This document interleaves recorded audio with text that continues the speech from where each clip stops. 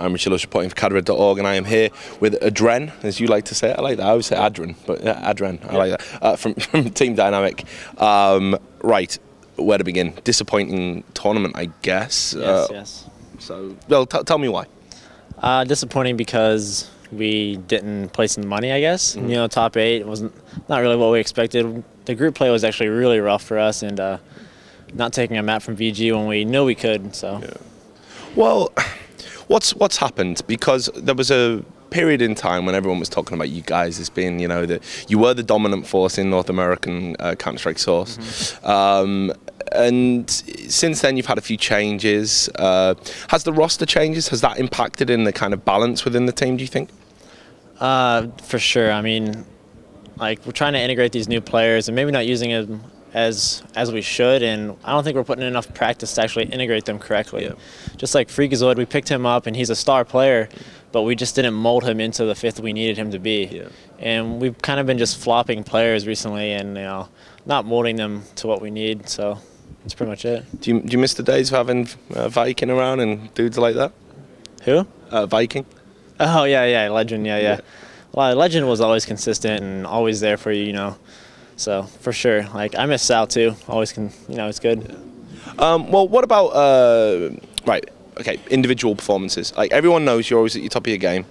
You know, and I think AZK as well, real standout players for you. You've retained the stars, but maybe you've not got the glue, the kind of water carriers, if you like, within the team. A lot of people have been really critical about PEX, this event, and I know it's hard to single out teammates and stuff, do you think... Well, where do you think you're lacking, and do you think individuals' performances have kind of let the team down?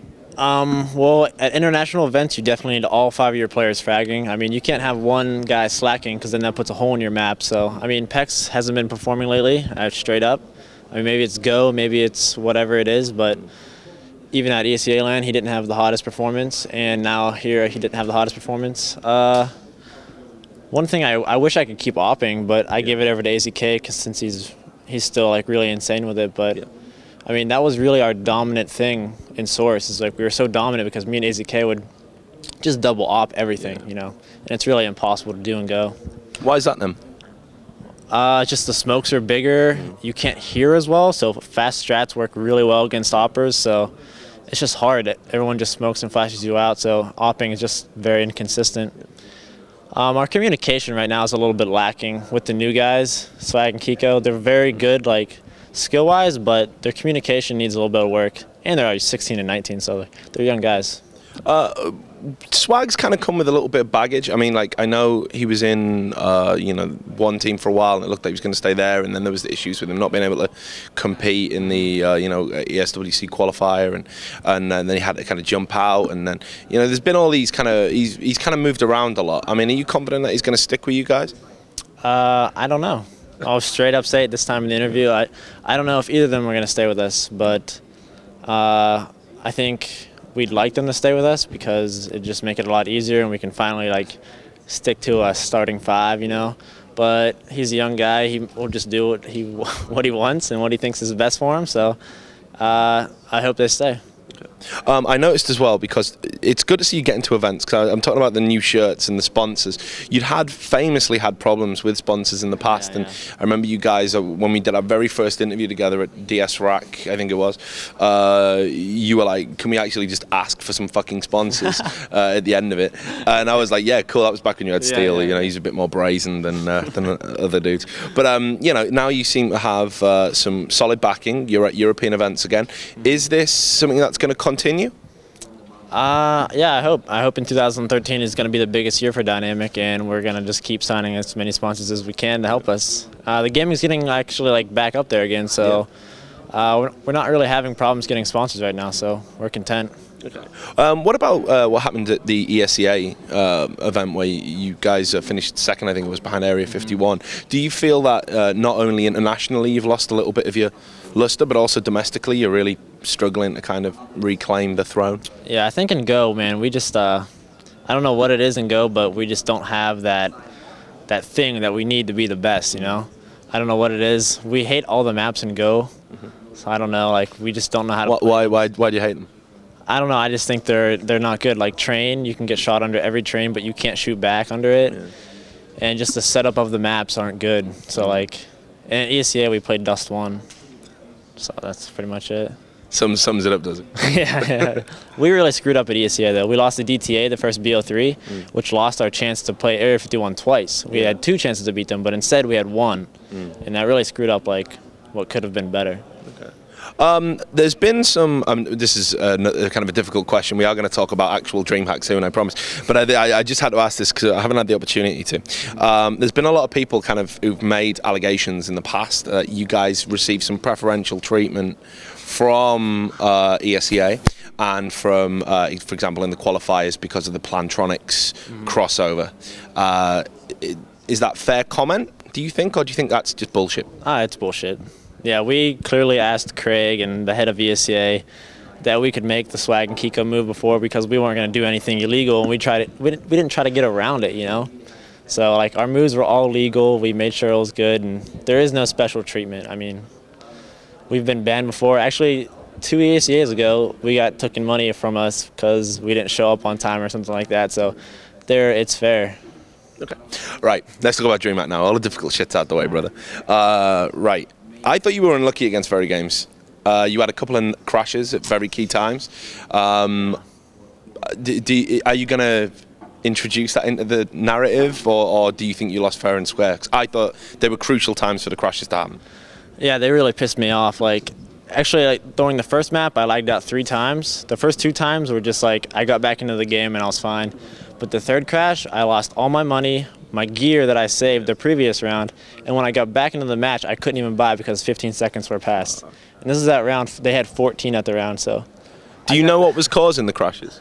No idea. Because it only was happening to you guys. It wasn't happening to VG. Yeah. It happened to me on Inferno, and then it happened to Kiko on Train during a 1v2, and we lost it and lost his guns. Yeah. So, what was the question again? Well, just, you know, do you feel like if those rounds had gone your way, would you have beat, or do you think Very Games were the better team ultimately? You know, on T-side Train, it would racked us up like 2 or 3 rounds guaranteed more than we needed, and we really needed that slack on CT side since we don't have a solid CT side. But on Train, I definitely think we could have won if we didn't trash. So sad times. Maybe Inferno, like they won, but it still pissed me off that I lost all my money, my guns, couldn't even buy on that round. So. Well, what about in terms of how strong Very Games are? Because you had quite a famous rivalry with, you know, for a time when you were coming over, you were playing them, you'd pushed them very hard in a lot of events. They've kind of struggled in CSGO as well in the same way you have. Do you think they're getting back to what they were when you used to have your old rivalry with them? I don't think so. I think that they were good in Go because of the Molotovs. They used a lot of Molotov stuffs, and they were good in Go because of the flashes, honestly. I mean, I think they're definitely beatable by any team. Like, a lot of teams actually in the group actually did double digits on them, so I don't think they're that dominant. We could have beat them. Have you had a chance, because I know, obviously, with the ping problems, but have you had a chance to, like, play against people like Nip and guys like that? We played against VG one day before the event. I was actually before ESEA. We played them in a BO3, but that's the only European team we played. Okay. Do you think that's a hindrance, then, when you've got to come over and play these teams? For sure. I mean, I don't know how it is in here in European, but in America, it's really hard to find quality scrims. So it's really hard to practice because of that, because you don't want to dry run, you just want to play the game. So it takes a lot of dedication to actually like practice well. You know. What have you made of the DreamHack experience before? Because I'm sorry, you actually haven't been here before. So has it been everything you were hoping it would be? I mean, performances notwithstanding, what have you thought of the event? It's been great. I mean, they've run a tight schedule, and the event's huge. It's nice. I mean, the location's awful, but it's been great. How was the journey? I was talking to some guy, and he said it was like an 18-hour trip just to get here. So. Well, it was like 36 hours total from my house to the hotel. It took 36 hours because we actually stayed in the airport an extra like 10 hours because Swag missed his connection flight. Nice. And we didn't have any way to contact him, so we just sat there till the next Paris flight that came into Gothenburg. So that added another 10 hours onto our like 20. So he was popular with the guys, was he, when he got here? Yeah, for sure. I hope you've hazed him very nicely. Right, well, what about who's left in the tournament now? And I know you probably I pulled you away from the semi-finals. 4 teams left. Who do you see winning and overall, and why? Well, VG just spanked Lemon Dogs in their first map, and I expect them to do the same in the second. So they'll be in the finals. And when I left Mouse Sports, it was like 12-12. So, but I see NIP winning out. They were up 9-0 at Mouse Sports, and they lost the last 6, and then they're losing a lot of rounds now. So I see NIP versus VG, and then probably NIP winning. So kind of like every standard. Yeah, standard. Is it a real problem then with CS:GO that we've had one team kind of dominate so early, and then we've got one team that's just behind them in all the finals but losing to them kind of so early? Is that going to affect people's desire to want to follow the scene, do you think? It definitely makes it boring. I mean, I remember like 1.6, like anyone could come in and win the event. Source really wasn't like that actually, but maybe 1.6. I mean, yeah, it definitely loses the entertainment value. Okay. So just a final question. Obviously, we know you want to get back to winning ways. You're not too sure about the future of the team, so I can't ask you about that. But where are you guys as a whole, the dynamic collective, going to be? What events do you have lined up, and what are your plans? I mean, I guess we go back to the drawing board. Depends on if the players stay together. I mean, that's what I hope for. We'll just go to the next ESEA land and have the Europeans travel to us. Yeah, well, so. Is that actually going to happen then? Because I've been hearing about this big ESEA land where Europeans are going to come over, and I've been hearing about this for so long. And then, you know, is it real? Yeah, it's real.